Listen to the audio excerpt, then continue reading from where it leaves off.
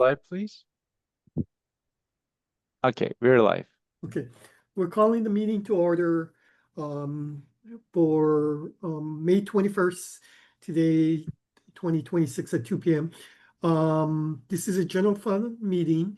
So the first item on the agenda is, has there been any communications to the council and public comments?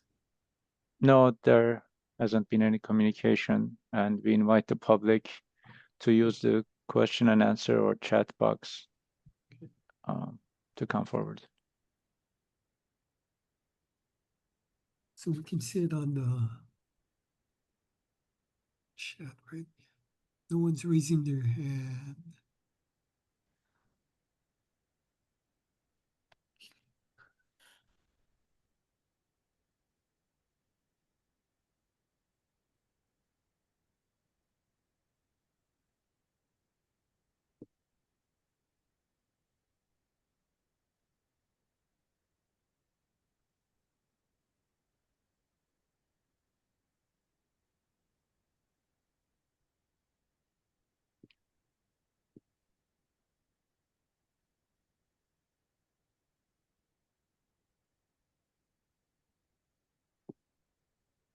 Okay. So Can you no see questions or any chat comments? and no one's raising their hand? No. Okay, okay, so we've received no comments, questions, or no one has raised their hand. So no public comments at this point. Okay, next item on the agenda is discussion and vote on the minutes from our general fund meeting on March 10th, 2026.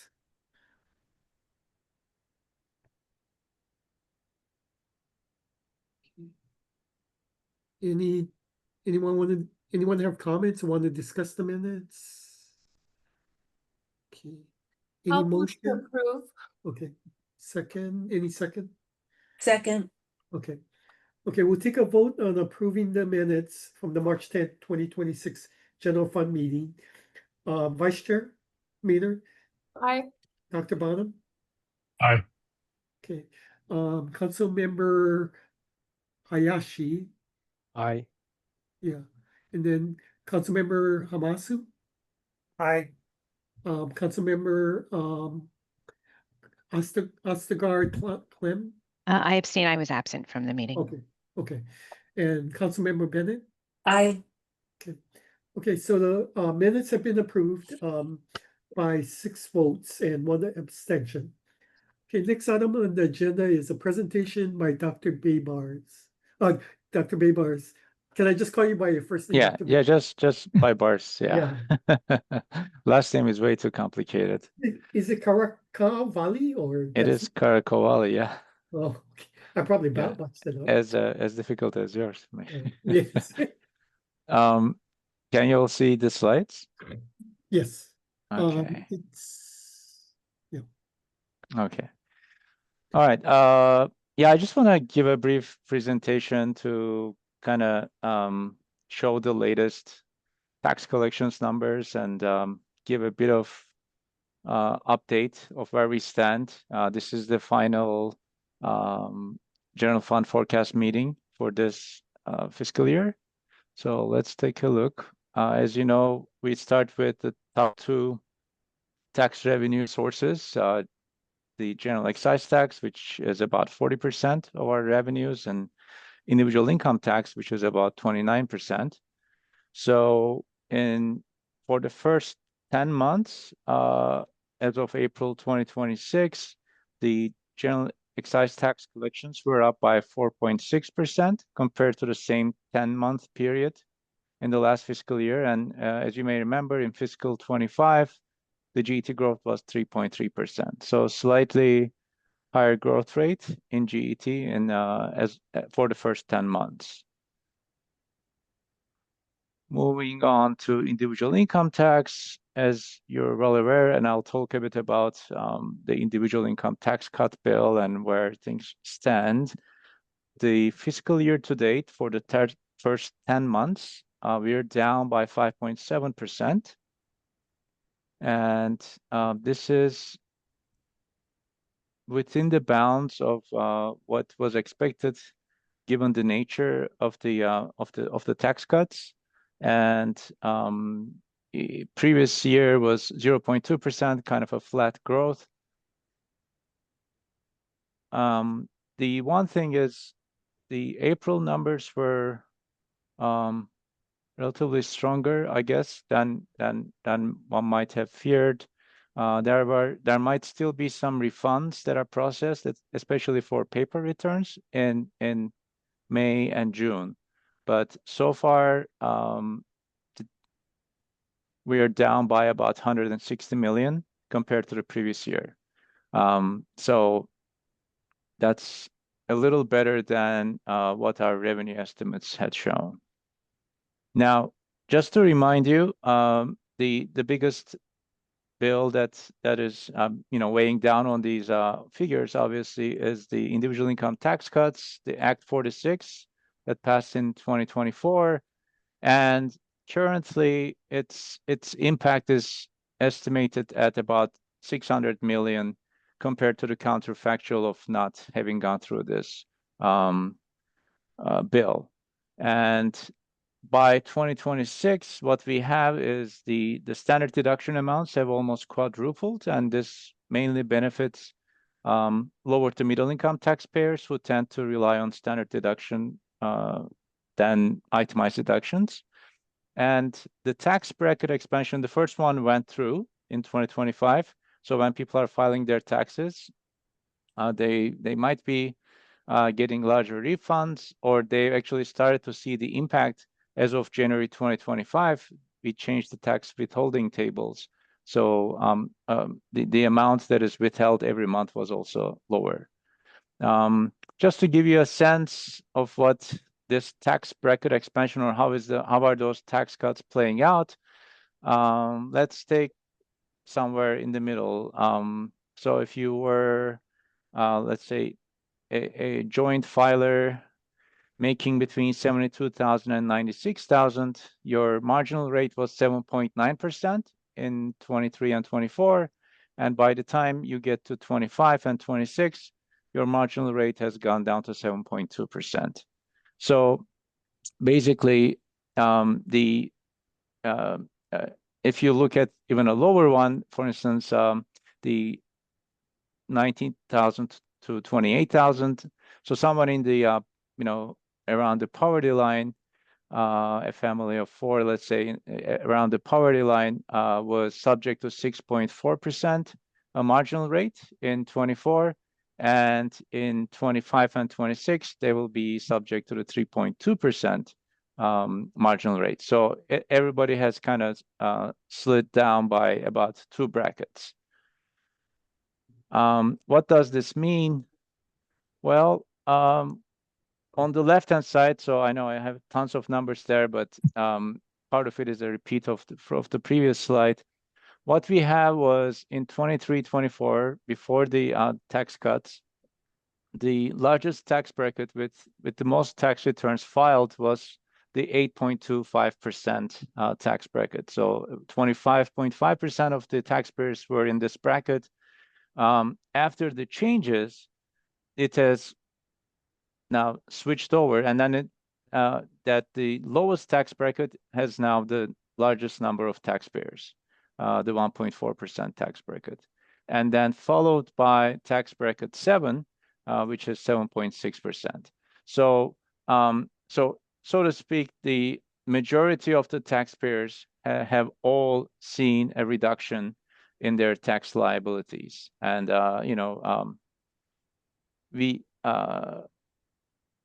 Seth Colby, our former tax research and planning officer, had made several presentations about this. So it's just along the lines of those changes. And I have some estimates, though, in terms of what it means for 26, which is not completed yet. So in terms of tax liabilities, these are estimated using micro simulations. So what happens is in the current tax rates for the top tax bracket constitutes 1.7% of taxpayers, since we have such a progressive nature of taxes, but they end up paying 41% of the total tax liabilities. of the state of Hawaii. So now, this is not is not being enacted into law yet, but the legislature has proposed to modify this tax cut bill. Normally in 27 and 29, we were supposed to see further tax bracket expansion. So the one on the left, if you look at the upper left-hand side, was supposed to be what Act 46 says. So the current proposal that passed the legislature and will be up for approval by the governor is the one on the right. So what is in this bill is that all the tax brackets above 175,000 single and 350,000 joint filers will be frozen at their levels that were in 2025, and furthermore, the marginal tax rates for brackets 2 and 3 are reduced to 2.5 and 5% respectively, from 3.2 and 5.5%. But at the same time, there's a new bracket that is added at the top, a 13% tax bracket. For joint filers, this kicks in for taxable income above $1 million.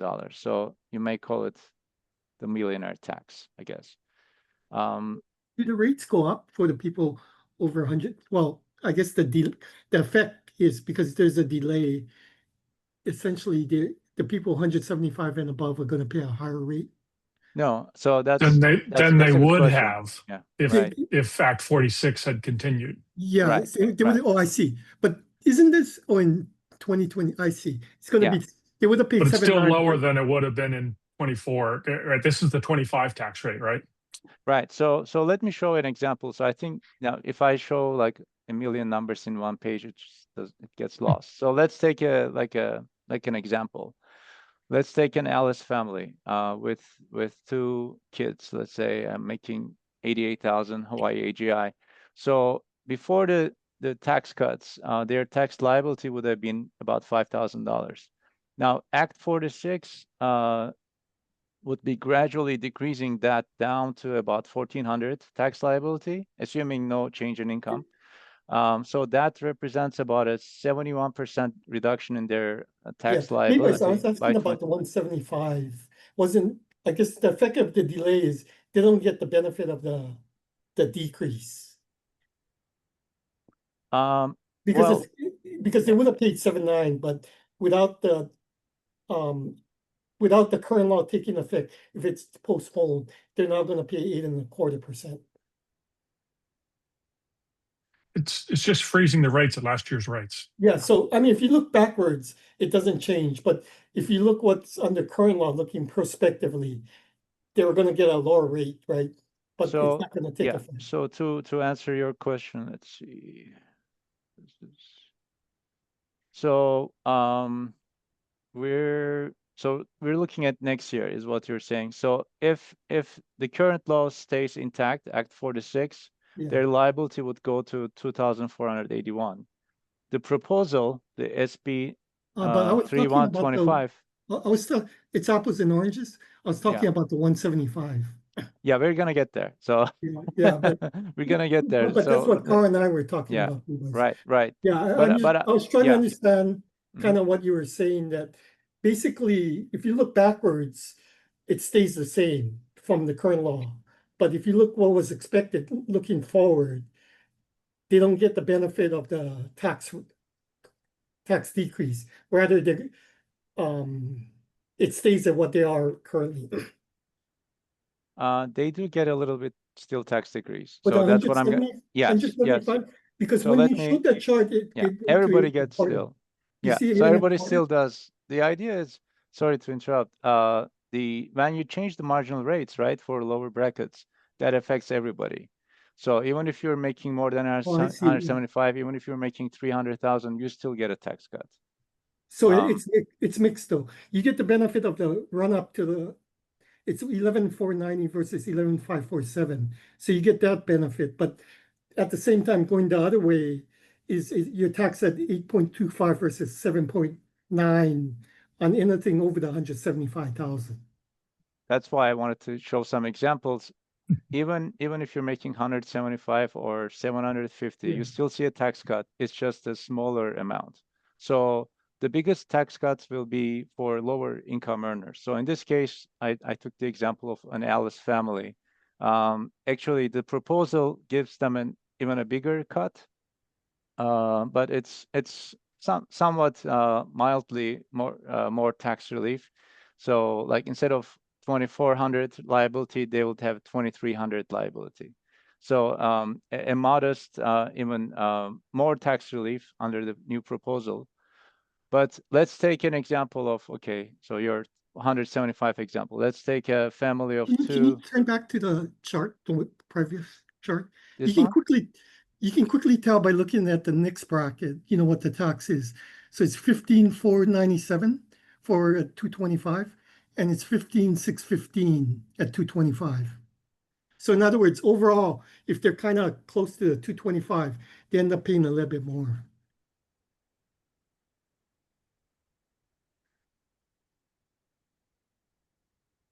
We'll probably spend enough time on this because Yeah. this isn't even law yet, right? I mean, Yeah. it I almost just certainly wanna, will be I just law, want to but give a I just want to give a flavor because this is something everybody will be curious about. I'm kind of using this as a backdrop, but I'll also talk about if any revenue impact because again, it's not passed into law as Carl has correctly pointed out. What I wanted to show you is like for those that are in the, freezing the brackets in their 2025 levels,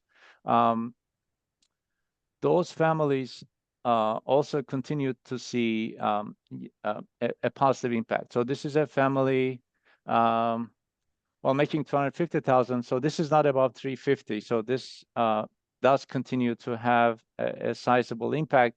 But you immediately see instead of 70% reduction, let's say, the amount of the tax relief is somewhere around 30%. So the nature of the tax cuts are progressive in nature. So the tax liability reduction as a percentage of initial tax liability is higher the lower the income level. So the way the tax cuts have worked is also progressive. Now let's see what is the this new top bracket doing, the 13%.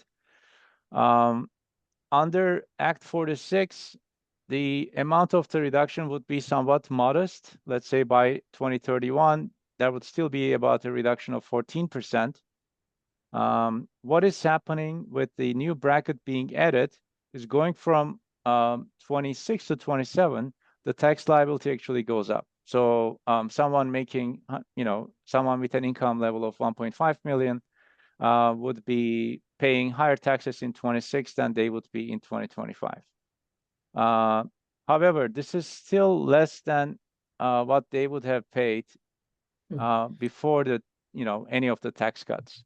So this basically, this income level still sees a relatively tiny reduction in their tax liability compared to what they would have paid if there were no tax bracket changes.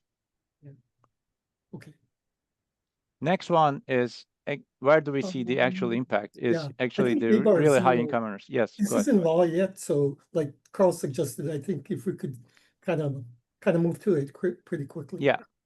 So the main thing is that what we see here is that the increase is much sharper if you're in the let's say a 10 million really high income earner, and then you actually see your liability to go up as compared to what taxes were pre 2024 and Act 46 as well. So this is where we see the action. Okay. Now, the main point here is that okay, let me skip these. B-boys, I think this would be very helpful once it becomes law. Yes, it will be, but yeah, you can use this for the the Right. presentation. So we can Exactly. kind of understand, you know, the impact once it, because traditionally we don't, I mean, it's interesting, but, you know, we don't consider bills that have not yet become law. Exactly.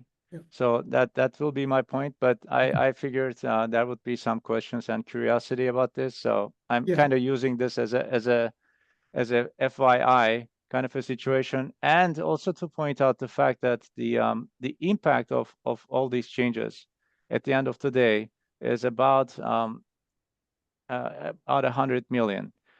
So if you look at this at the backdrop of the actual revenue impact of the tax cuts, they were kind of reaching about $1 billion. So this is a fraction of that. So even though, you know, there are some changes, a new bracket added, I just want to point out that although we do not traditionally look at the impact of legislative bills that are not enacted into law yet, the impact is not something earth-shattering, is what I wanted to point out. So this is the relevant part, I guess. Okay, thank you, Peter. Yeah. So in terms of TAT, you know, that's our third largest source of revenue.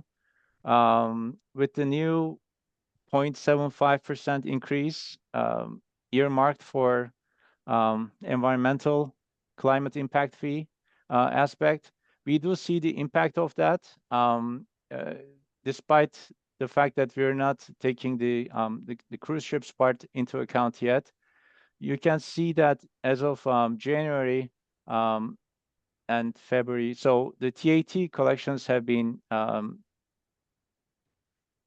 increasingly higher as of this year when the rate increase has gone into effect. So the fiscal year to date through April 26, the TAT collections are up by 5.1%.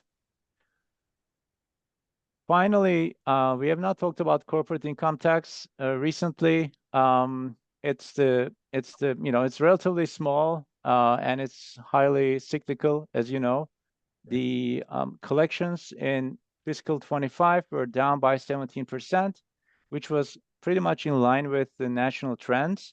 But part of this also reflects the pass-through entity tax. The pass-through entity tax was initially set at 11%, and then it was reduced to 9% in 23, which does go into to these numbers. That's part of what's happening. And to give you a sense, in 23, the magnitude was about $183 million. So it can have an impact. So the part of the negativity there is the lower PT collections. Now, what is happening in fiscal year to date is that we see about 10% growth compared to the previous year in corporate income tax collections. But again, this is a relatively small share of the total revenues. So, general fund, as you know, previous fiscal year was about 4.2%, mainly due to that one-off increase in the estate tax collections in September of 2024. If we remove that, it would pretty much be a flat growth. And where we stand as of April 26, the preliminary numbers suggest that the general fund is down by 3%. And if you were to remove this one-time increase of the estate taxes, it would actually be positive 0.8%. Now, these might look a little better than the current forecast, which you know, the council in their March 10 meeting set the fiscal year 26 forecast at negative 4.5%. I just want to remind you that there will be more potential refunds processed in May and April, so we might very well end up somewhere close to the council's forecast. So it is possible that we might still be more like negative 4%.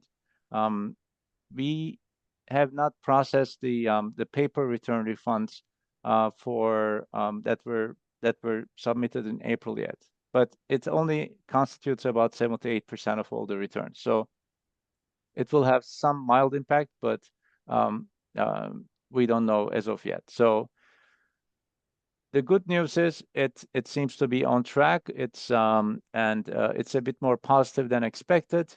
And finally, so putting together all the economic indicators that the council members have provided, the average of them into the model. The model is slightly more negative than council's current forecast, except fiscal year 27 and 28. It's a bit higher, but for every other year, it's slightly below the council's current forecast. If there are any questions, please let me know. Otherwise, this concludes my presentation. I have a question, question? Boris. Yes. Yeah.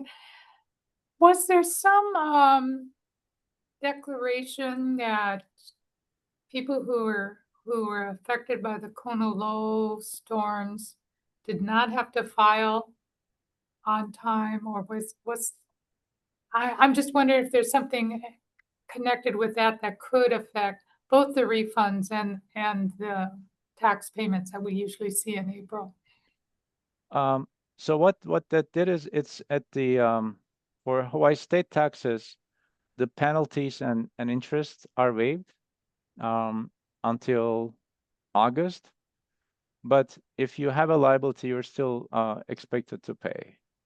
So you can defer your submitting your tax return, but it is not expected to have a big impact on the tax collections.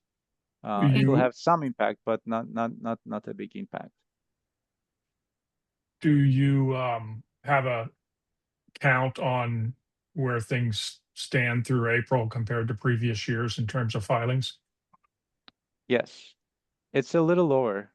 The number of returns that have been filed are a bit lower by about 20,000, I believe. So papers, the filing date was postponed or extended, but the payment date was not extended. Right.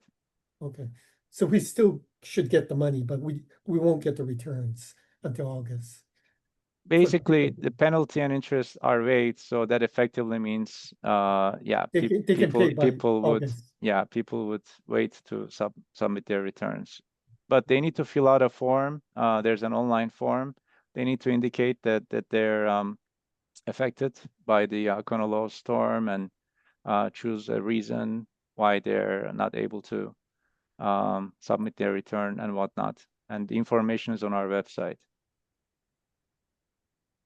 Do we have any idea what kind of dollars might get postponed to August or percentage? It's not a big amount.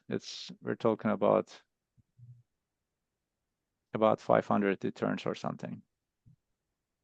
You know, the bigger thing that's going on is, well, a big thing that's going on is the tax refunds are quite a bit smaller than they were last year, for the totals we have so far, right? If you look at, say, just, I think I was looking at just February, March, April, our refunds are about 53 million smaller than in total than they were last year.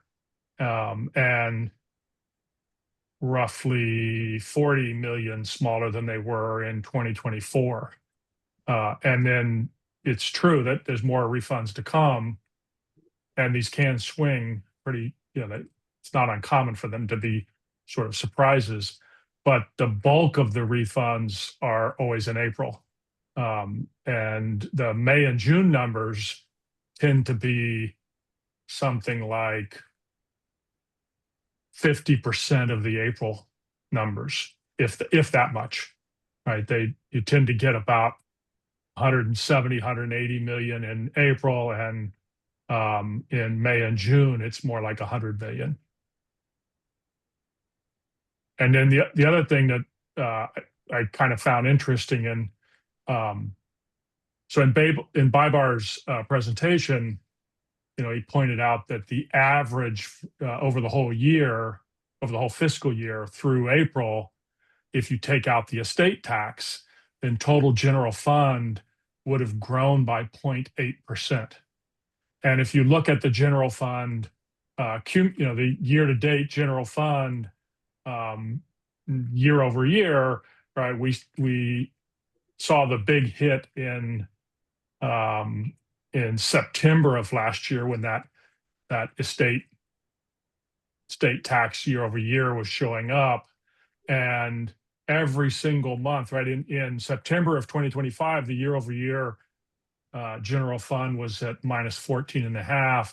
In October, it was minus 12.5. In November, it was minus 10.5. Right, we've been closing the gap because the further that estate tax gets behind us, the less it matters. And so now we're at 3. And if you just look at the April collections, they were up almost 2.5% over April last year. So what I was doing was asking, okay, well, what's May and June going to look like, right? That's kind of what we're left with.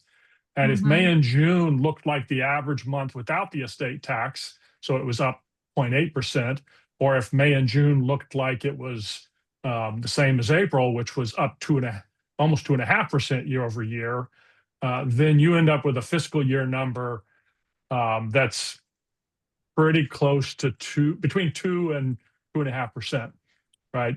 Loss, right? Down year over year. So not minus 3, certainly not minus 4.9. I guess I would suggest minus. I think minus 2 would be what I would. In part because the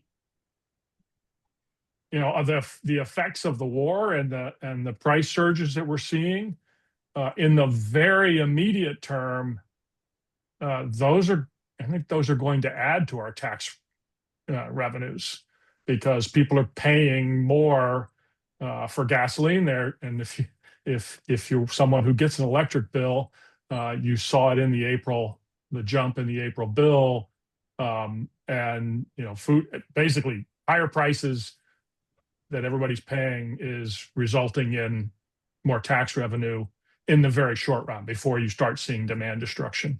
And then the other thing is that the impacts on tourism are really a story for next fiscal year.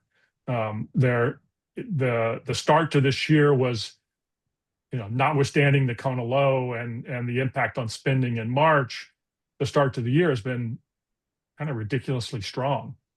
The real visitor spending is up 6% in the first quarter, which is still a little bit hard to believe, but it is. That's what the data says. And if you look at forward, I mean, I haven't looked at the bookings data it's pretty hard to. I mean, I know bookings are shortening and things like that, but if you look at the scheduled air seats and the seats outlook all the way through July, those numbers are strong positive numbers. So we're seeing very, very little in the way of reduced airline lift, and it's all on the international side. Pretty much none of it's domestic. So if you look at total air seats scheduled that the airlines are planning to fly into the Hawaii for the rest of this fiscal year, on a year-over-year basis through June or July, it's up 6 or 7%. And those airlines, they know what they've sold, right? They've got the bookings data, and they don't seem to be pulling back right now. So in other words, even with the prices going up, they're not seeing enough of a reduction in demand to justify changing that airlift. And so that's all about this fiscal year. Well, thank you for getting us into the next agenda item, Carl. Sure. Yeah. I thought it was an opportune time. Yes, no, thank you. So you said the real visitor spending is up 6% if you adjust in real dollars.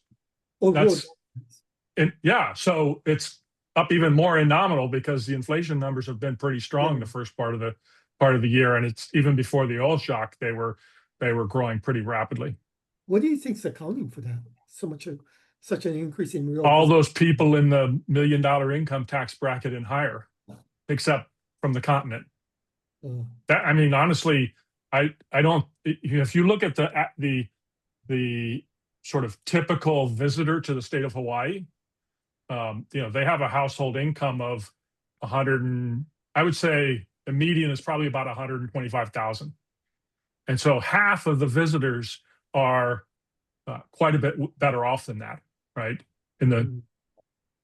150,000 and up. And I just don't think they're changing their behavior. And there's been some research out of, I think it was the New York Fed that did some analysis that showed that, yeah, the people in the bottom of the income distribution are cutting back, and they're driving less, they're using less gasoline, they're paying, their total gas bill is higher, but they're buying less, whereas people in the upper parts of the income distribution aren't changing their behavior at all.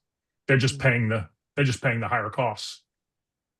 Carl, just curious, do you think that is a factor of kind of the economy and what's been happening, or is the, Hoyt HCA's marketing campaign playing into that, right? Because that was their big thing. That's what they're trying to do, right? Is less visitors, spending more, high quality visitors.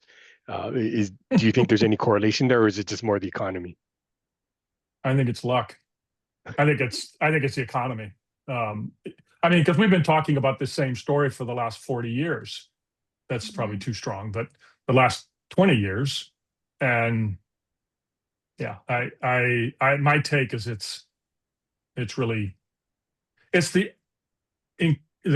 extraordinary situation that the US is in right now, where you have this incredible wealth being created mostly via AI investment and AI euphoria, along with the tax law changes. I mean, the other thing that's certainly going on is people did get bigger tax refunds, and they haven't really felt the impact of the gas price increases yet.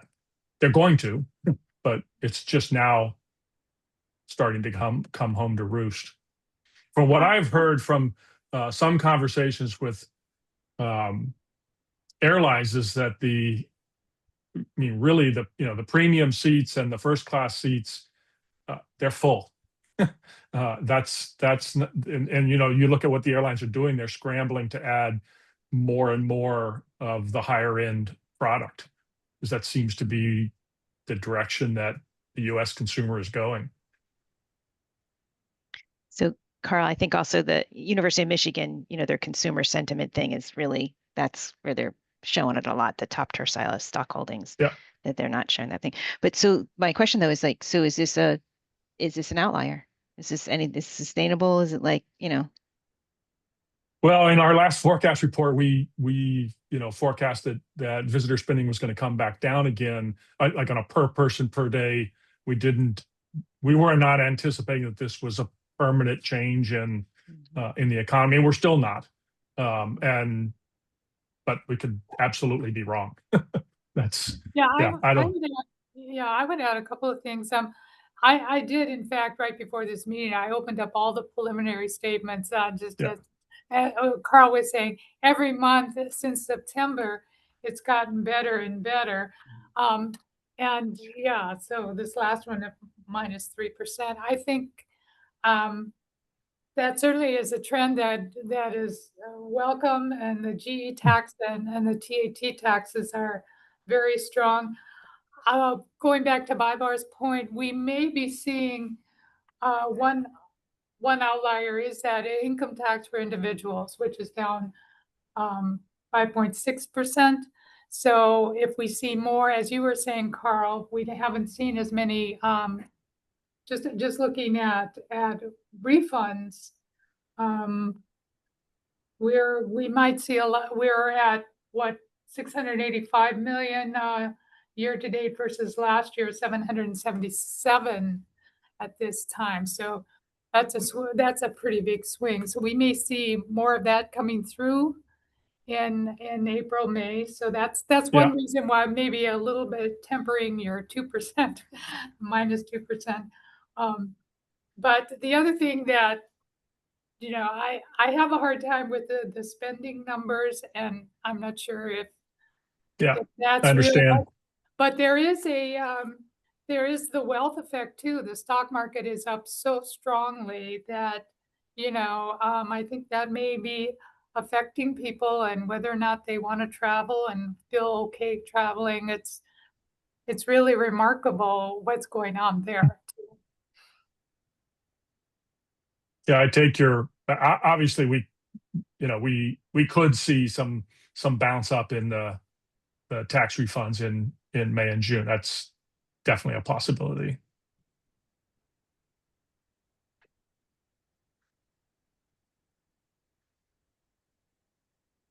No one wants to second my motion, or should we? It sounded like Christy was thinking of. So your formal motion is correct. I'm not sure I actually made a formal motion, Yeah. did I? You mentioned 2%, but did you You make threw out formal- -2. That seems, or minus?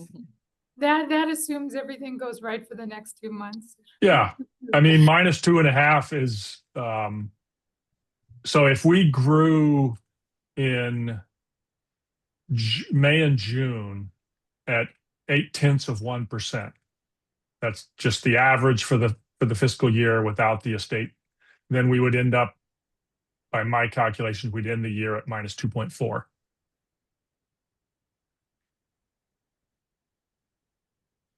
I would feel comfortable in that 2.5-ish area. I just, So Christy moves -2.5. is that the official motion? Or Okay, I'll move it and Christy can second it. either, it's fine. So Carl, your motion is, -2.5 for current fiscal year. and Christie, you second? I'll second that. Okay. Any more discussion? Okay, we'll take a vote. Vice Chair Maynard, Aye. Dr. Bonham? Aye. Councilmember Hayashi, Aye. Councilmember Bennett, right? Kleinman, sorry, I forgot the seniority. Yeah, Who's next? Councilmember Hamasi? Aye. Oh, did you vote, Councilmember Ostergaard, Clem? I told you my students call me Dr. OK. Okay, Doctor. Oh, okay. Can I call you Doctor? Yes, of course. Aye. And then Councilmember Bennett? Aye. Okay, so the vote is unanimous at -2.5 for the current fiscal year. Anyone want to start us off at the next fiscal year 2027?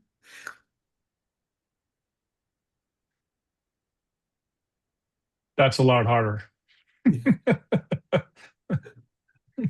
It's a lot easier when you're 10 months into the year, and the further out, there's a lot Yes. more uncertainty too. Yeah, I mean, well, when we, in our last forecast report, I think we just released that last week.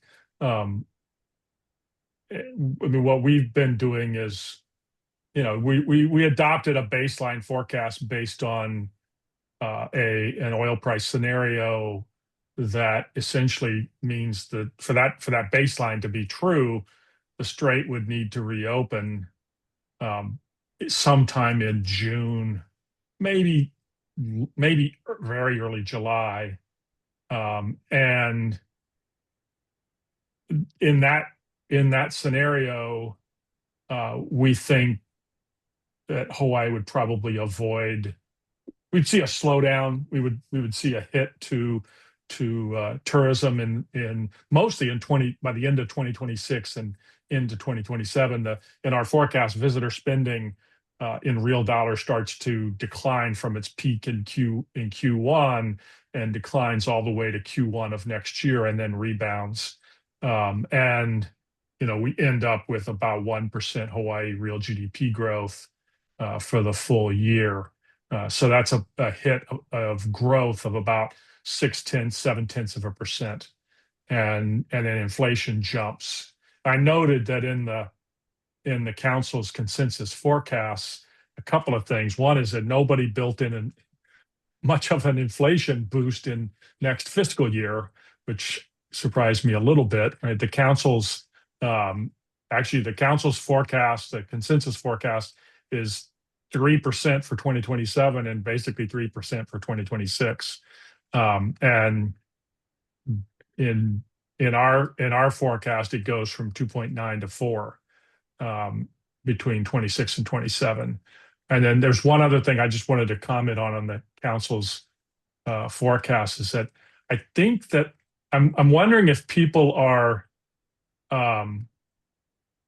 misreading the tables, because the consensus forecast that we're reporting for US GDP nominal in 26 is 3.7, so 3.73, and the GDP deflator at 2.86. That's a real GDP growth rate of 0.87%.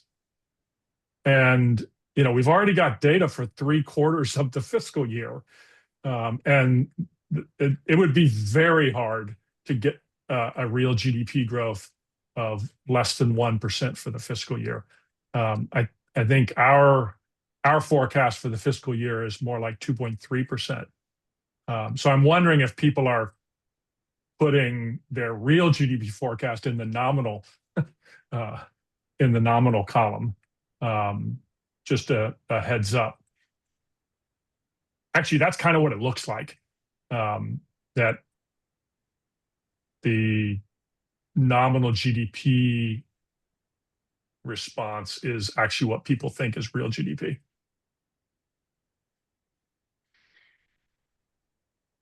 So when we run our model for tax revenues for next year, I get just under 1% growth year over year. So down 2.5% this year, next year up 1%.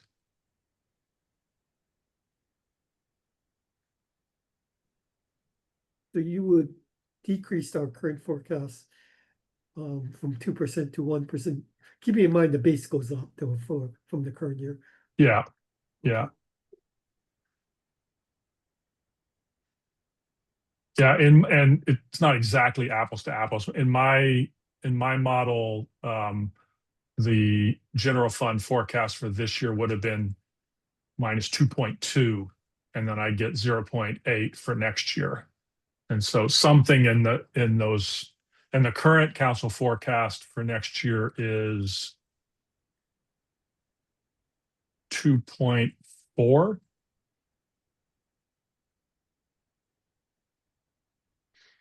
So really those changes would almost wash, right? I mean, we just raised the forecast by almost 2.5% in this fiscal year. It certainly makes sense that the growth rate would come down, and then you pile on top of that some degree of pessimism around the impacts of higher energy costs. And so there is another story, right, which we were talking about earlier, so we didn't really consider a more optimistic scenario in our forecast report, but I mean, there's good reasons for the administration to get this thing settled as quickly as possible. And obviously, the closer we get to the midterms, the more that pressure grows. And so, I mean, you could imagine a scenario where there's an agreement reached in the next couple of weeks, and it's a real agreement instead of a tweeted agreement, and it sticks. And then as a result, the futures prices, fall back down to $75, $80 a barrel, and the stock market takes off, and the bond market readjusts expectations on inflation, and all of those high-income consumers see their stock portfolios go up another 5-10% and spend freely. And that there is an upside potential that I don't know what probability I would assign to it, maybe 10%, 15%, I'm not sure, but it's a possibility. Carl, what I've been reading about the whole oil situation is that even if the Strait is reopened, the immediate price of crude may drop, but the passed on the impact to consumers isn't going to, the drop in prices isn't going to impact consumers for months. Is that what you're seeing too? So the whole year, at least. I mean, and then the other thing is that there's the futures prices and then there's the spot prices, and the Mhm. spot prices are what matter today. I mean, what's going on and what's going to impact. So even if there was an announcement in 2 weeks from now, what I'm talking about is, I mean, I think the current spot price is probably for July delivery by now. Maybe it's still June, but those are the prices that would be falling, but the spot prices would probably continue to rise because of the inventory shortages. And yeah, we would continue. I won't surprise me to see gas prices up another 20-30 cents in the next couple of months, and then only slowly begin to come down and still be elevated and mostly into 2027. I think Hawaii is uniquely affected by the Yeah. price of oil. It's something like 40% of our electricity is generated with oil, while the rest of the country, it's something like 1%. So we are definitely an outlier. And for the rest of the country, I think electricity prices are actually going down because natural gas is more prevalent, and those prices are actually down. United States is we import and we export, but on net basis, we are a net exporter. So for the country as a whole, the higher gas prices actually is a positive to our GDP, but Not in the short run, only in the medium to longer run. Certainly not Hawaii. We are hit harder than I think the rest of the country. So it's a really interesting place to be. I think Russia also is positively affected by the higher oil prices, but the rest of we're lucky we're in the United States. I mean, we're much less affected than Europe, so that is a good thing. But yeah, unfortunately for Hawaii, we are hit hard by this. Well, and especially the impact on the Asian, Japan, right? Their energy dependence and their, their economic performance right now is already showing it. Yeah. They also have some of the largest stockpiles of oil in the world. That's true. True. China, South Korea, and actually they've been financially supporting their neighbors because of the supply chain issues. So really, I mean, the bottom line is that if we don't get the Strait open soon, it's going to get really ugly.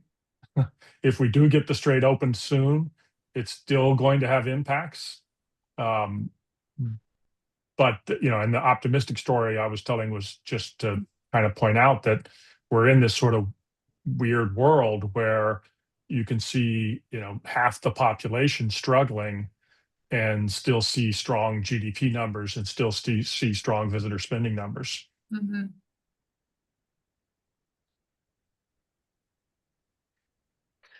I think from what this conversation is reminding me of is the K-shaped economy, where we're seeing the bulk of spending coming from the haves. And S&P's up already 8% this year. NASDAQ's up 13%. Considering how much volatility there's been out there, and the price increases are mostly affecting those who are below median income. And from the charts that we saw that Bybar shared with us, where the bulk of income's coming from is, those that have really do have an influence on the economy and collections associated with it. So, looking at the effects of on the general excise tax and TAT is, I can see a positive number coming. And of course, because of statutory restrictions, or I should say statutory regulations that are in place, that we have the negative impact on the personal income collections. But I mean, I'm not pessimistic for what's coming. I'm not overly optimistic either, because some people are really hurting by what's happening right now. But those that have really have been opening their belts and having a good time.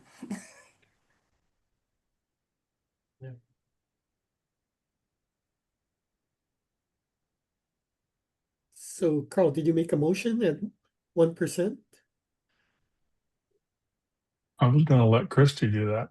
Well, Didn't I make the last one? I think one thing to consider is by increasing our forecast by basically 2%, we're Yeah. already 2% higher than where Yeah, we would Yeah. have been before.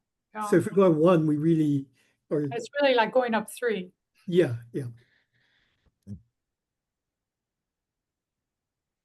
What do you think, Carl? Is that reasonable?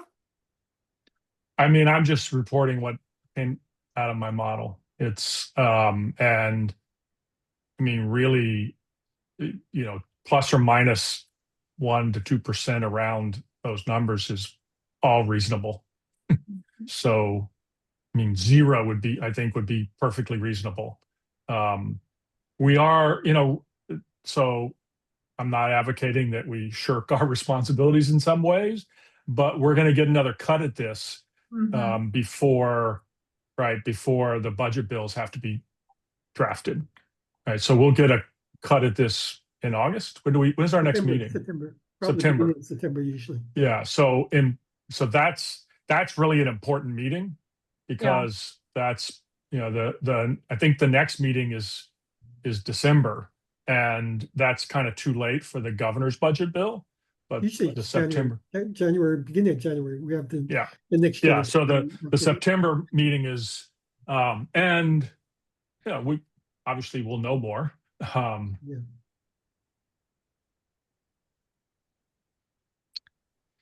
mean, the 1% is consistent with our. Well, it's consistent with what's coming out of my model. That doesn't. What is the council's model saying? 2.4, but that's off of a base period of negative 4.9. Yeah, but how does that compare to what our forecast was? Is that that's the current forecast? It was 2.0 before. 2.0. So, but that So was it went up. minus 4.5 was our official forecast for 2026, and then 2% on top of that for 2027. But we just increased our 2026 by 2%. Yeah, right? so the model went from, so we had a -4, which is what we adopted. The model came in at -4.9, right, for this fiscal year. So 0.5 percentage point lower. And then it boosted next fiscal year by 0.5 percentage point. So in the model, it was just sort of 1 for 1. But I don't quite follow you, but yeah, we were at minus 4.5. The model was minus 4.9. Yeah. So, what I'm saying is that the model came in 0.5 percentage point lower for 2026, and then it came in, I think, roughly 0.5 percentage point higher for 2027. Presumably, mostly just bounce back. So it's kind of same. Yeah. Yeah. So that 2% on 10 million or so is about $200 million. So by coming in at 1%, that would be actually higher than where our forecast is today. Yeah.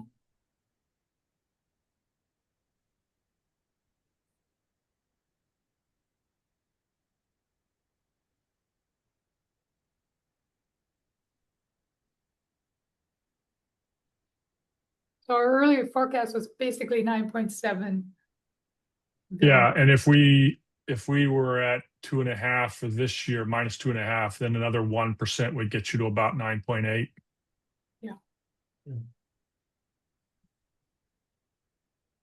Is that within range of your forecast, Carl? Yeah, I mean, I don't see that as a. I mean, essentially the same thing we said last time was that you remember last time the conversation, we were worried about the effects of the war. It was early, but I mean, the data was coming in stronger. So I mean, I don't know that the strength that the revisions we're making in 2026 suggests that there's something fundamentally different in the economy that would make us think that 2027 would also be a little bit better. In other words, offsetting some of the effects of the negatives from higher energy costs.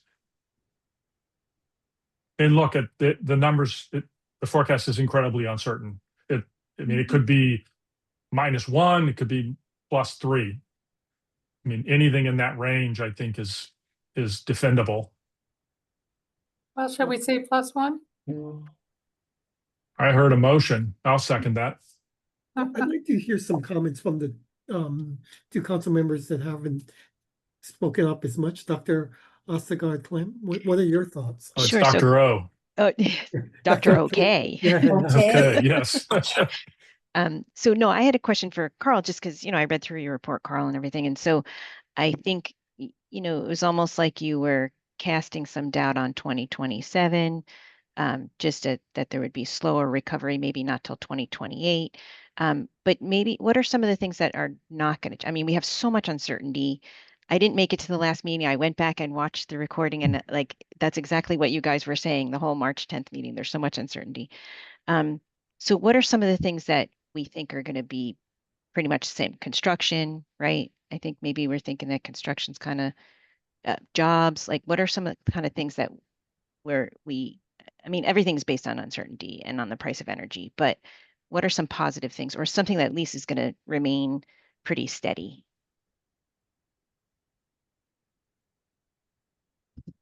That's a look of uncertainty on your face. I mean, the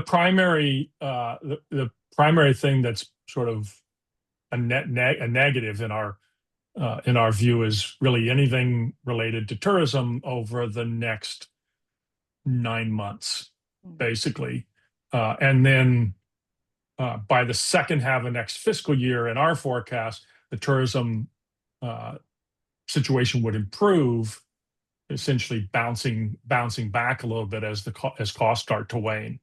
I mean, our labor market forecast is pretty much flat. As it has really, it's basically been flat for the last year, almost year and a half. And yet, income growth continues to power along. I think we're going to get some boost out of the inflation component in the tax revenue, right? The fact that everything costs more. And in the short run, we're also going to get some boost from rebuilding. I mean, all the work that's going to go into recovery efforts from the Kona lows, just like the work that's going on Maui, all of that adds to overall economic activity. Right? It doesn't make people better off because, right, we're just recovering from their losses, but it does tend to show up post-disaster. You tend to see increasing construction activity and increasing revenues because of that. I think there's a risk to construction because of rising costs, right? There's a real risk there, and of course, interest rates. But are we going to be at 7% on a 30-year mortgage by the end of the year, or are we going to be at 5.5%? I don't know. Councilmember Hamasu, what are your thoughts? Yeah, well, I looked at the data and I hear from Carl and it sounds like the economy is kind of chugging along as is without much issue, despite the fact that we're facing strong inflationary pressures, especially with oil. If I go more micro and talk about real estate in general, residential home sales are flat to down, where transaction activity is negative, in fact, well off of where we were last year, and that's all interest rate related. So if the Fed decides to raise interest rates, one sector of the economy is not going to sustain itself. and I'm very surprised at tourism. I can't fathom, what's happening there, where you have a steady increase in visitor arrivals, you have more expenditures, and is it all because it's more expensive and then we're getting tax revenue because of that? I mean, I find that, that segment And there can't be, no, it can't, I mean, the spending is up in real dollars, right? So, I mean, maybe tourism prices have risen more rapidly than overall prices. That's certainly a possibility. well, hotel room rates are, They're- pretty high I right think they're flat. I think if you look at the statewide, they really haven't changed that much. I mean, they're very elevated from where they were 4 or 5 years ago, right? But really, on a year-over-year basis, doesn't seem to be where the action is. Of course, that's an average and across all properties. So if you're having changes in mix, right? If no one's staying in the cheap properties, and that's an unweighted average, just literally an average of prices, right? And so if you don't have people staying in the low income properties, but there's more people staying in high end properties, you could get that rising per person per day spending. Is that because we've gotten rid of all the VRBOs and all the Well, that does seem to be where one of the weaknesses is the rates and the occupancies. I mean, the room rates, the average rental rates, and the occupancies in short-term vacation rentals are quite a bit weaker. I mean, in negative territory, and it's the hotels that seem to be doing better. Right. But I share the the puzzlement, right? We've been spending an crazy amount of time trying to understand what's going on with the tourism data. Absolutely, absolutely. So it all comes down to whether or not the length of the existing war extends itself or is resolved quickly, which is not something that we can forecast because who knows what's going to happen their way. So based on what Carl's saying, elevated uncertainty through the end of the year into the first quarter of 2027 is what I'm gathering is what it's saying. So our forecast, which was what, 2% or something? 2.4? It was 2%. 2%, yeah. Current forecast. I can see it being in a 1% range, if not a little bit lower, but yeah, I'm willing to go with a caveat that it's uncertain and that there's a heavy downside risk to it, depending on what happens from a war and impact on oil. I'd be willing to go with the 1%. Can I follow up a little bit on something Mike said? Was it does certainly feel like the economy keeps chugging along, but we do have to keep in mind that the impacts from this energy price shock is really just now starting to bite in a way. I mean, obviously, gasoline prices shot up in March, right? But the size of the tax refund that the average American got has pretty much completely offset the rise in particularly gasoline, which is the primary place where people are feeling it so far.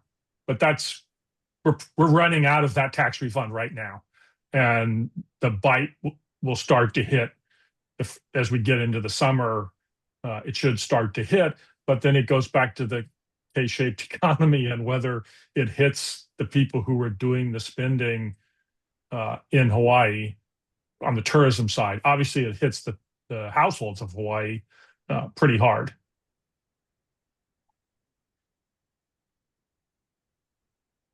All I know is that speaking to some of the general contractors out there, and I know Scott probably can allude to this, is that they're concerned with the rising prices in terms of everything from plastics, which use petroleum products, to asphalt, to everything else that's related to oil product, and also fertilizer. I mean, I can't see our farmers being negatively impacted. So yeah, I'm I hate to be the negative Nelly, but I'm starting to feel not so optimistic just because we've survived the last 3 quarters, kind of surviving through what should have been quite a shock.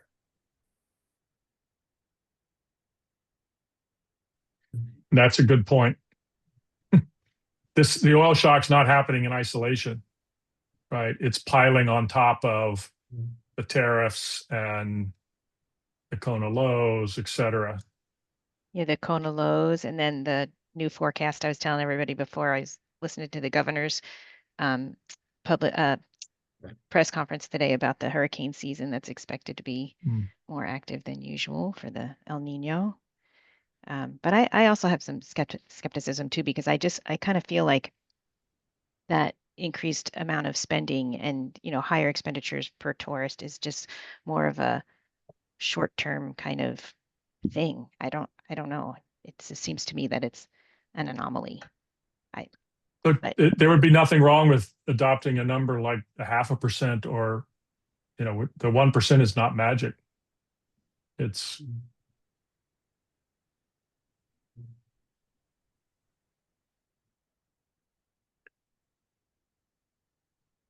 Is that 0.5% with the increase in the current year of 2%? It's really 2.5%. Mhm. that actually ends up leaving us pretty darn close to our, Our original forecast. yeah. I mean, within less than 100 million difference. Mhm. What do you think, Scott? I think the 1% to me makes sense. The only reason to say that is I recognize there's all these shocks, and there is, you know, as Mike mentioned, from construction perspective, I know that there was concerns, but there's still a lot of projects that are been green lighted. So there's going to be, you know, at least on the commercial side and large infrastructure projects, there's some big things coming, which is going to prop up the construction industry, I think. And the other thing, from an inflationary perspective, from a, you know, it's going to increase our GET. So from a general fund perspective, it's going to increase our general fund. Granted, some point in time, things are going to have to cut back. But once again, being an island economy, I think there's only so much you can cut. So I think, unfortunately, people are going to have to live with some of these inflationary costs. So that's why I think the fund will probably grow. Yeah, and that's why I think the 1% makes sense to me. Dropping it below that, I recognize, yeah, and as Carl said, 0.5%, you know, is kind of neither here nor there. But to me, 1% just kind of feels appropriate. So Scott, maybe sometime you can give me a heads up what those big projects are that are coming in case I missed them. But if you look at where we are right now, right, we're at a very high level of construction activity and record high construction job counts. It's I mean, every month the numbers just seem to keep going up, and you kind of wonder, where are all these people coming from? And maybe they're former federal civilian workers. And so, yeah, those projects that have already been started, they're not going to go away this year. And actually, in my construction tax base forecast or construction activity that we put into the model, mine's much higher next fiscal year than it is this year. Right? I think my number for this fiscal year is actually negative. And next fiscal year, it's more like positive 6 or 7%. There's one more thing if you need more positive. So you may not have noticed this, either that or that might be why our council mean forecast on income is as high as it is. But the global settlement has actually started to show up in the income data, and it shouldn't be showing up in the income data. And if I were in charge of the BEA, so they started counting it in the fourth quarter of last year. And they put a huge number. Actually, we made the discussion in the BEA's release of state income, because we had the fastest income growth in the entire country because of a surge. I think what they did was when the legal hurdles were passed, they essentially counted the HEI contribution to the settlement as if it had happened, even though none of the money's been paid out, but it will begin to get paid out. So really, for the rest of 2026 and into 2027 and 28, there are going to be settlement payments that will flow to households primarily on Maui. And it's a large amount of money, right? I mean, obviously, that money, again, in many cases, it will not make people whole, right? It won't replace all of their losses, but still, some of it is going to get spent on rebuilding and other things.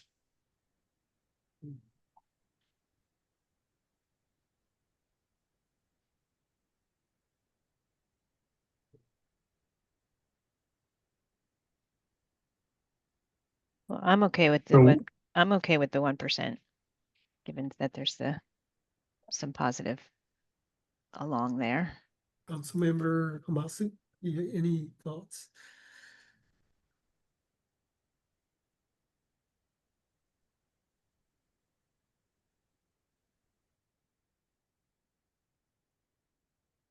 I think Mike said he was a negative Nelly. Okay. No additional comments, Councilmember Hamasu, or thoughts? No, I mean, I think I said I was willing to go along with the 1%. I think, Okay, you know, so do we have Carl, did you make a formal motion at 1%? I will. Okay. So move. I'll second. I'm sorry. Oh, Councilmember I'll Bennett? second. Okay, I'll second. Yeah. okay, thank you. Okay, Vice Chair Maynard, Hi, Dr. Bonham? Aye. Okay, forget Councilmember Hayashi, Aye. okay, Councilmember Astagad Clem, Aye. Councilmember Hamasu, I Councilmember Bennett. Aye. Okay, so it's a unanimous vote for 1% general fund growth for fiscal 2027. Next agenda item on the agenda is the last 5 fiscal years, fiscal year 28 to 32.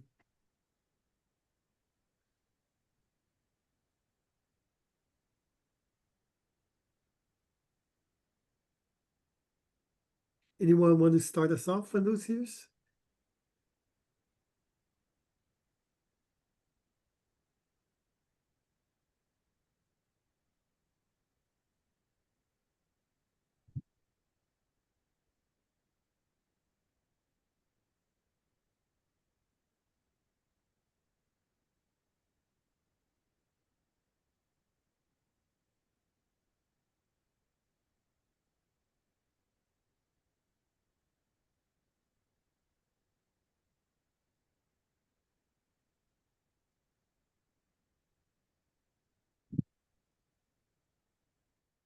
Carl, you have any thoughts about I'm trying to look in my table. What table is the current forecast in? table 1? There we go. Yeah.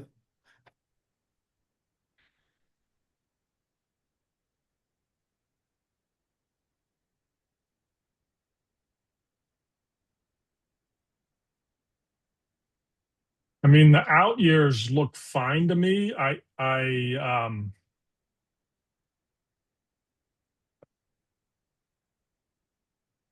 In my forecast, in our model, I don't get as strong a growth in fiscal 28.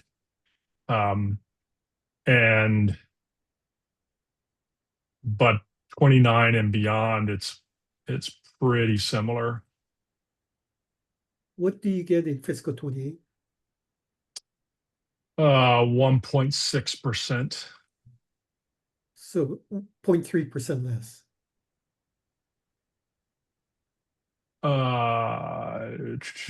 We Way above have the the- current is, well, are you looking at the current forecast?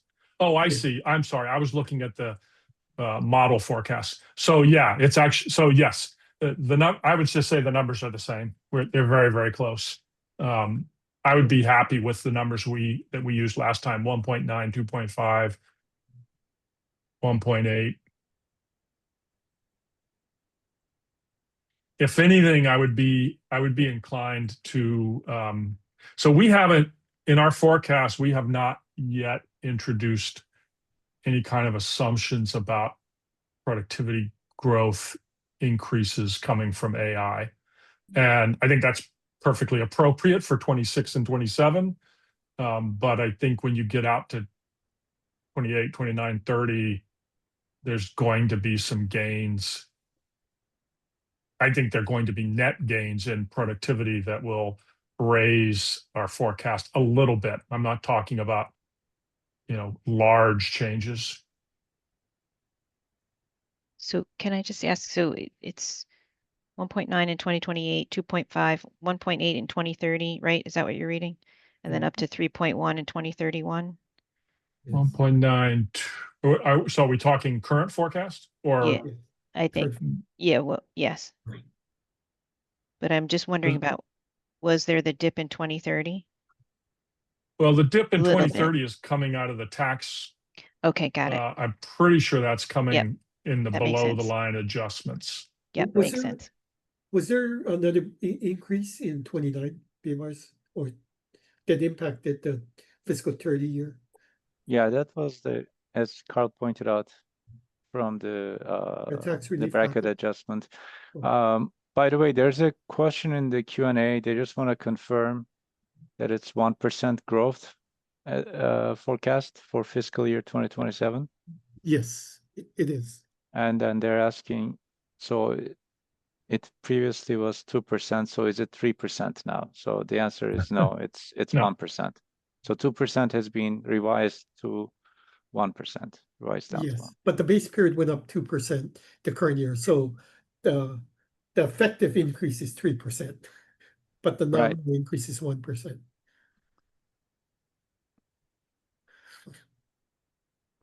Thank you.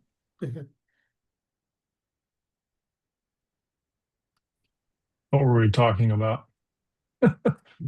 Oh, the 2030.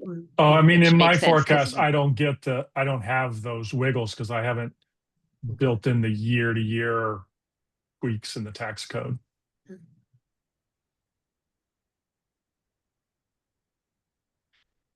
Is there a projection? And all that's going to change after we take into account the Senate Bill 3125 after the governor signs it Yeah.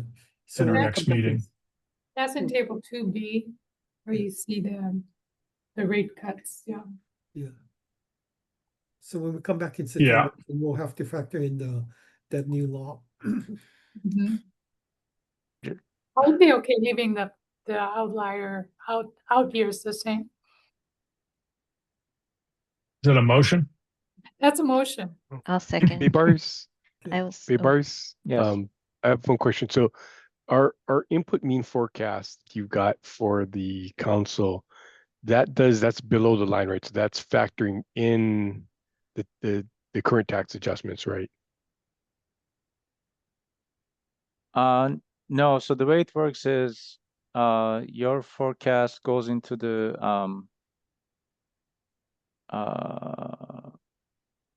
regression results, and we just use that to predict, and then we do the adjustments, and then we report the below the line. But you're forecasting below the line always. Oh, but but- this looking at on table 1, our model Yeah. 1 input mean Mhm. forecast, that's the bottom line number, right? So that's after the tax Right, adjustments, it is. right? Yeah. Okay. It okay. is. Yes, sorry. Yeah. So okay, I just wanted to confirm that. I mean, not to throw you off further, but I just got word that the tax bill has been signed into law by the governor. perfect timing. Okay. We shall keep that in mind next time. Yes, yes, yes. I don't want to start the meeting again. Okay, any further there's been some discussion about keeping the last 5 fiscal years the same. Any further discussion? But, so I have a question about what we're going to do now that the governor has signed. I think So don't we need to, I don't know if we have all the calculations on what that will mean Yeah. on the bottom line. Typically, even when bills are signed, you know, we don't take them into account until the next meeting. I can't remember because I've been involved with the council almost as long as you, Carl. I can't remember us. no one's been involved with the council as long as me. But a lot of times bills get signed early and they have an impact, but we take everything into account after the veto deadline and the veto override. I don't see that there's any real solution at this point, except to wait until next meeting to. Yeah, and also like Christy said, we need more time to like figure out the impact as opposed to trying to do it in this meeting. Yeah. Okay.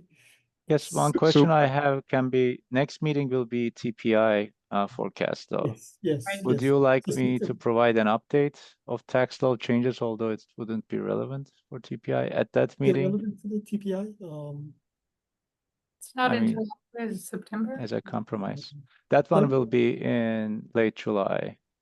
No, but yeah. the next general fund. The general meeting, fund will be September. in September. I Yeah, think that it's September 10th or somewhere around there. It's Yeah. the reporting date. Okay. So I did want to, I guess, with regard to 2020, I guess looking at the number, you know, I'm fine keeping it, but I'm just trying to understand or rationalize how our mean forecast was so much higher.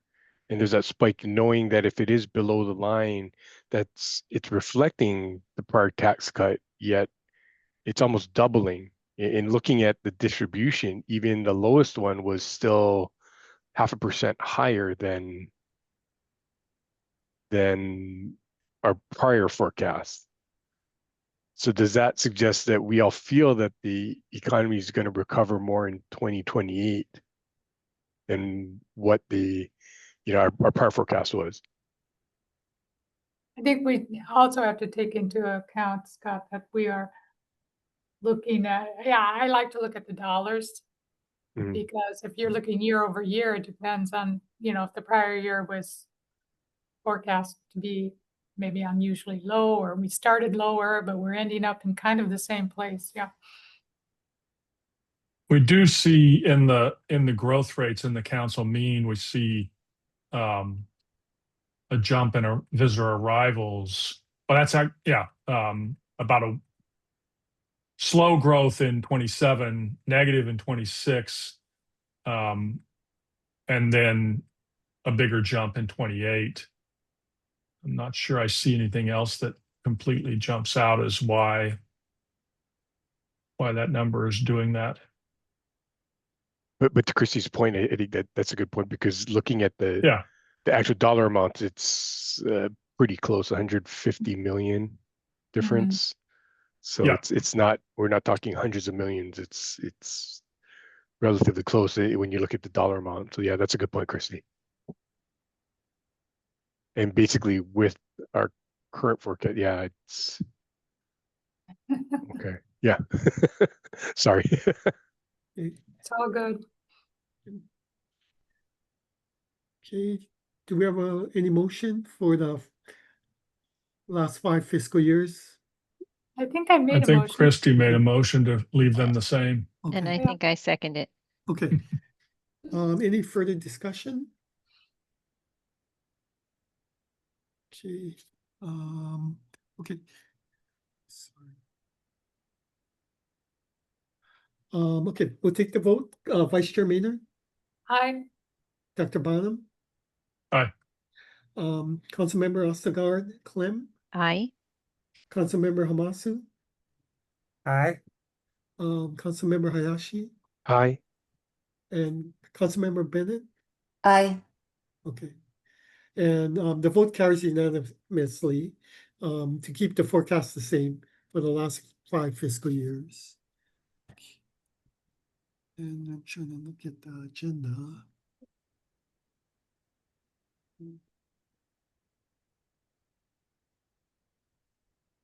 Okay, next item is a report by Budget and Finance on other revenues.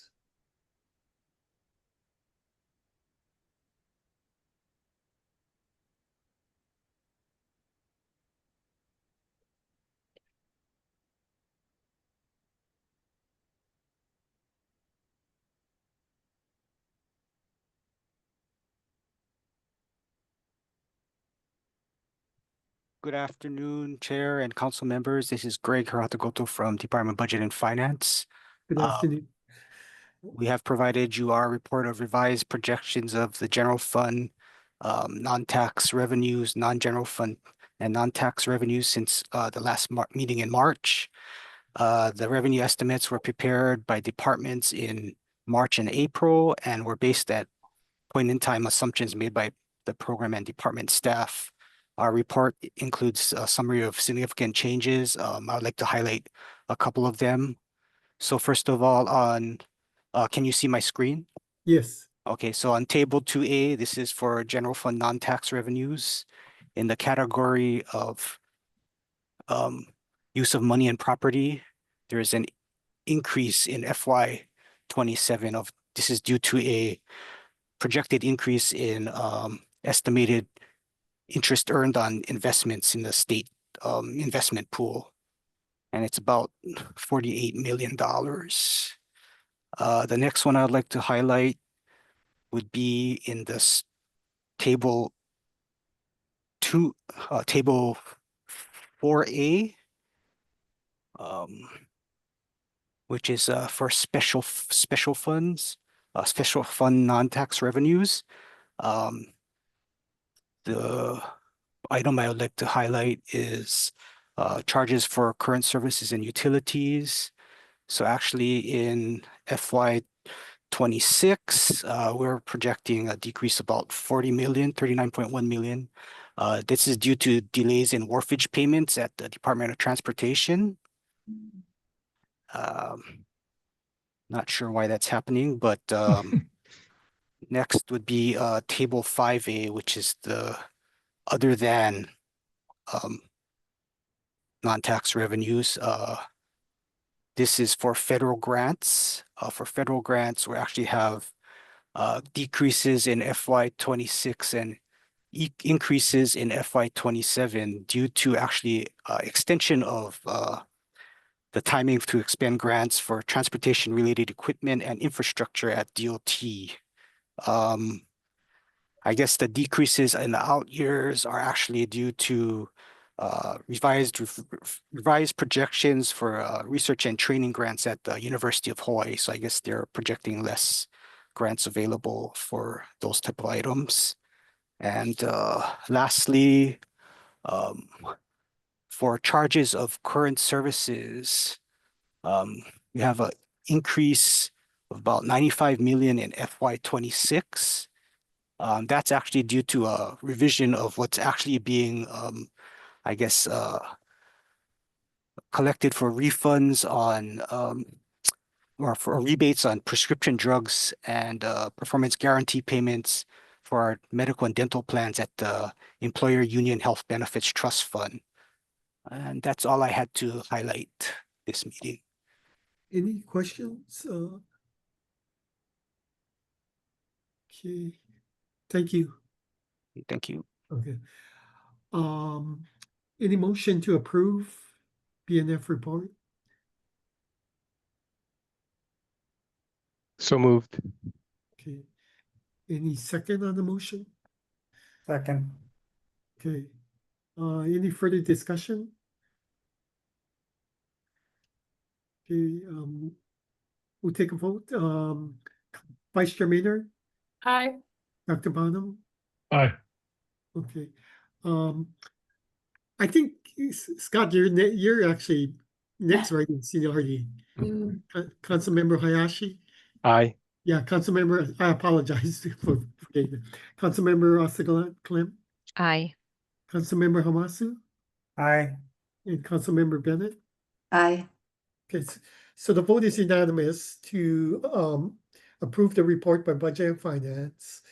Next meeting is the personal income forecast. Boys, when is the deadline to do the report or submit the report? The deadline is August 5th, so ideally we would like to have the meeting maybe in the week of July 27th, maybe if there's availability that week for members. And just a quick note, Greg, you're still sharing the screen, so if you could stop sharing. Okay. Thank you. Boys. So July 30 is Thursday, July 27 is Monday, and our report is due August 5th, Wednesday. What is the preferred dates of the council members?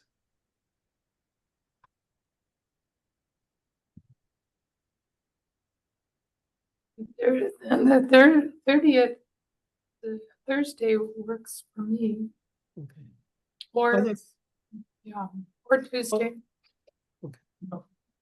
How does Thursday, July 30th work for all of the council members at 2:00? That works for me. It's good. Hold on one second. I'm trying to figure out if we're missing any income or any Any data report? updates. Let's see.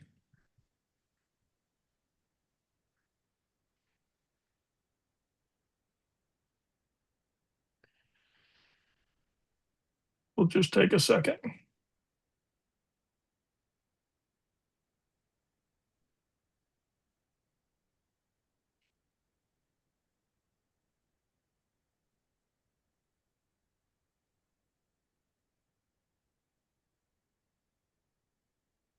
Okay, we'll get their, let's see. Personal income gets updated June 25th. So, okay, So I'm good. You're good with Thursday, July 30th at 2 p.m.? Yeah. Okay. Is everyone okay? Okay, next meeting for the total personal income forecast will be Thursday, July 30th at 2 p.m. Okay, are there any other items? Okay, if not, the meeting is adjourned. Thank you. B-boys, I had a question about that. I want to go off the record, off the recording. Oh, no. Yeah, we can. I don't know if it was just me, but historically we get, all the Well, actually, economic- we're still recording. This is still aren't we? recording. Still Yeah. recording. Yeah. Okay. I mean, we might have to reconnect, but if it's something